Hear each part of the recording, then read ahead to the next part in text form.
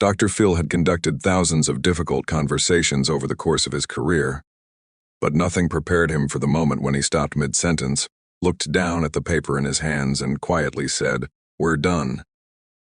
The words didn't register at first. The audience laughed nervously, thinking it was a joke or a dramatic pause, but Dr. Phil didn't smile. He didn't look up. His hand tightened around the envelope, and for the first time in the history of the show, he motioned directly to the cameras and said, "Turn them off now." The studio froze. Producers stared at one another through the glass of the control room. The cameramen hesitated, trained by instinct to keep rolling no matter what. But something in Dr. Phil's voice made it clear this wasn't television. This was something else entirely. One by one, the red lights blinked off. The audience, moments ago leaning forward in anticipation, fell into stunned silence. What happened in the next few minutes would never officially air, would never be promoted or teased, but would go on to become one of the most talked about moments in daytime television history. To understand how it came to this, you have to go back 4 weeks earlier, to a phone call that came into the show's booking office just after midnight. The woman on the line identified herself as Linda Carver. She was 54 years old, a nurse, and according to the producer who took the call, she sounded exhausted in a way that went beyond lack of sleep. She didn't yell. She didn't cry. She spoke slowly, carefully, as if every word had been rehearsed and rewritten 100 times in her head. "My daughter thinks I'm lying to her," she said, "and if I don't prove I'm not, I'm going to lose her." The producer asked the usual questions. What was the conflict? How long had it been going on? Why Dr. Phil? Linda exhaled. "Because she took a DNA test," she said, "and it told her something that shouldn't be possible." Linda explained that her daughter Emily was 28 years old, smart, driven, recently married. They'd always been close, the kind of mother and daughter who talked every day. No secrets. Or at least that's what Linda believed. 3 months earlier, Emily's husband had bought her an at-home DNA kit as a novelty gift. Emily was curious, not suspicious.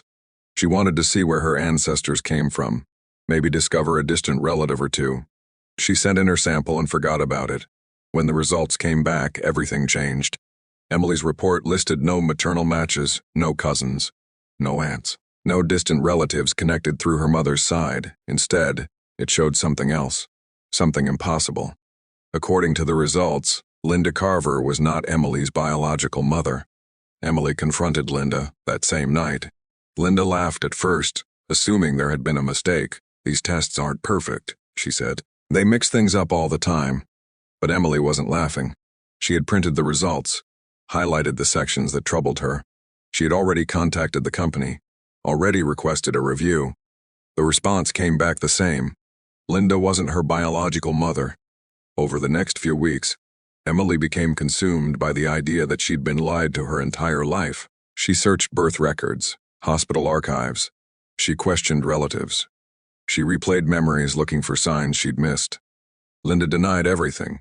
She insisted Emily was her daughter, that she had carried her for 9 months, that she had given birth to her in a small hospital outside Tulsa in 1996. Emily didn't believe her. "You don't remember the doctor's name," Emily said. "You don't remember the room. You don't remember anything." Linda remembered holding her baby. She remembered the smell of the hospital blanket. She remembered the way Emily's fingers curled around hers. But memories, Emily argued, could be manufactured. The distance between them grew. Phone calls stopped. Text messages went unanswered. Emily stopped visiting. When Linda finally saw her daughter again, it was across the stage of the Dr. Phil show. The producers saw the story's potential immediately. A mother accused of lying about her own child, a daughter questioning her entire identity, a DNA test suggesting something impossible. They booked Linda and Emily, along with Emily's husband, Mark, who had watched helplessly as his wife unraveled. What no one knew at the time was that Dr. Phil had quietly instructed his team to order an independent DNA test through a private forensic lab, one not associated with consumer ancestry companies.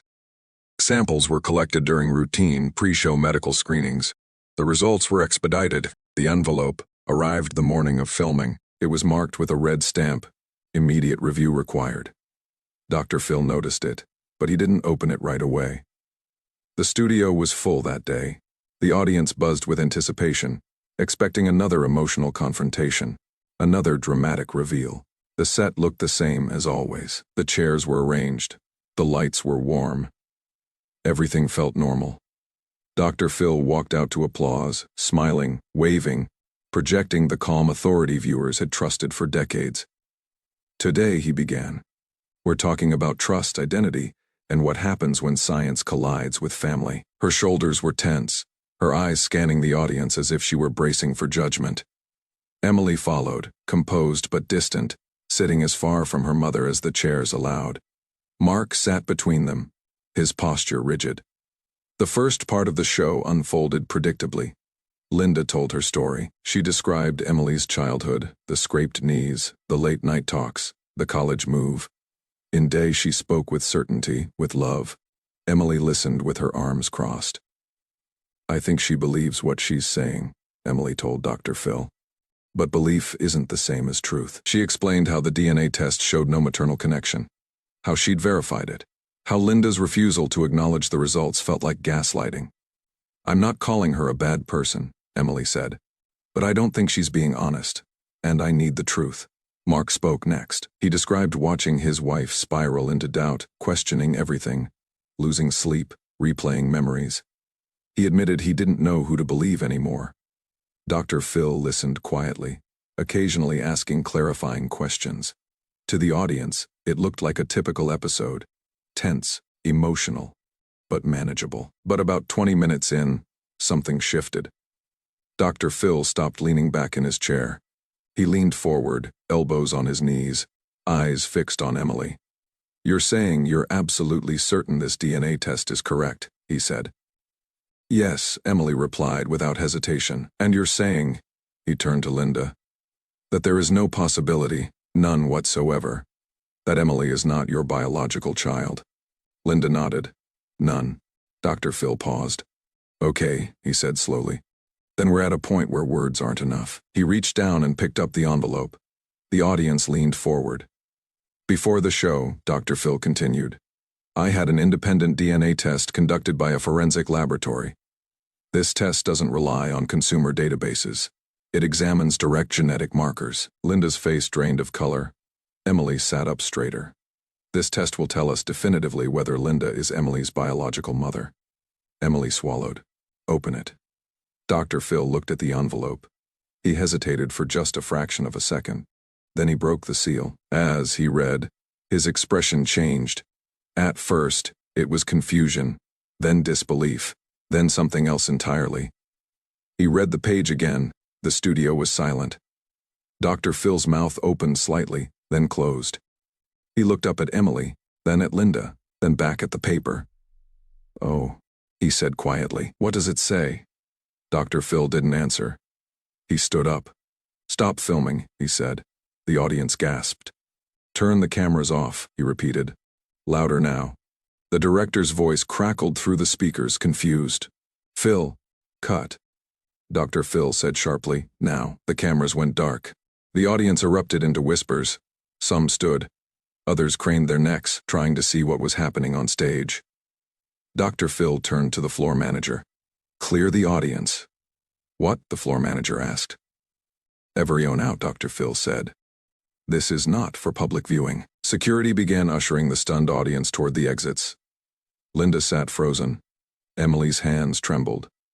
Mark looked between them, his face pale. When the last audience member had left and the doors closed, Dr. Phil returned to his chair. He knelt in front of Linda and Emily. What I'm about to tell you, he said softly, changes everything. Emily's voice was barely a whisper. Is she my mother? Dr. Phil took a deep breath. The test shows that Linda is not your biological mother. Emily let out a shaky breath, a sound that was part relief, part devastation. I knew it, she said. I knew something was wrong. Linda began to cry. I didn't lie, she said through sobs. I didn't. Dr. Phil nodded. I believe you. Emily looked at him, confused. What do you mean? Dr. Phil handed her the paper. Because, he said, this test also examined something else. Emily scanned the page, her brow furrowed. I don't understand, she said. The test indicates, Dr. Phil continued, That the woman listed on your birth certificate as your mother is genetically related to you. Emily looked up. What?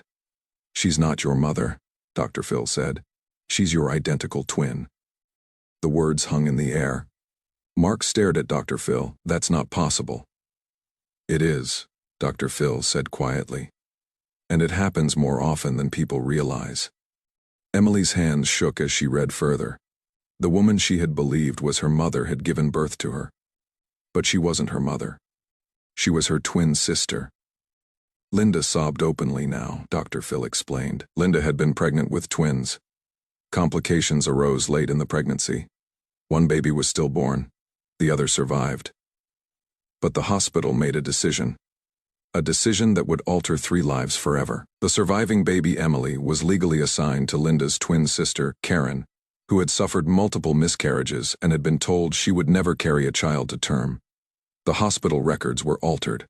Birth certificates reassigned. Linda was told it was a compassionate solution. Family helping family.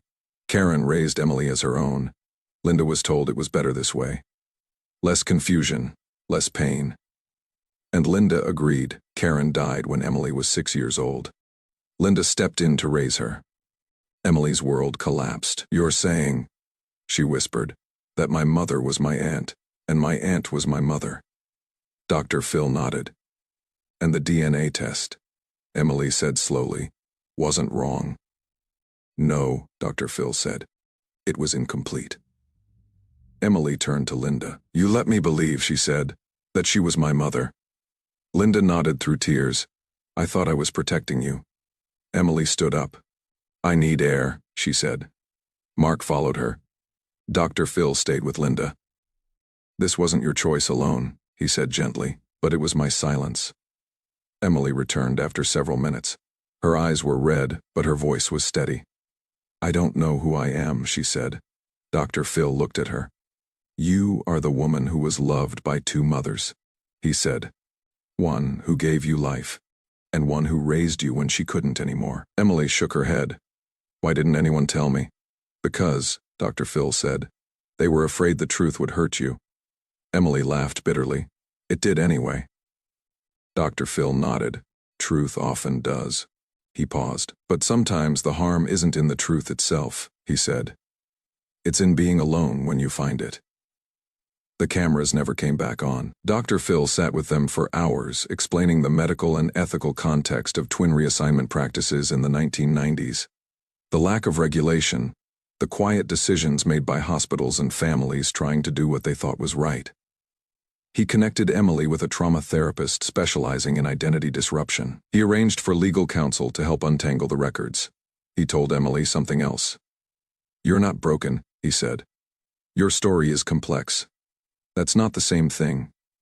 The episode never aired. Instead, Dr. Phil recorded a brief message that aired the following week, and the belief that biology alone defines us. Science can tell us where we come from, but it can't tell us who loved us at 3 a.m. when we were sick. It can't tell us who showed up. He didn't mention names. He didn't show footage, but viewers felt the weight of what had happened.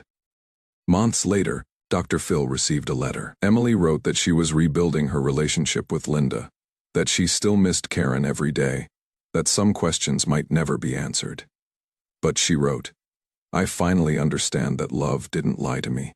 Fear did. Linda framed the letter. The envelope from that day still sits in Dr. Phil's office. Empty now. A reminder that sometimes the most responsible thing a person can do is turn the cameras off.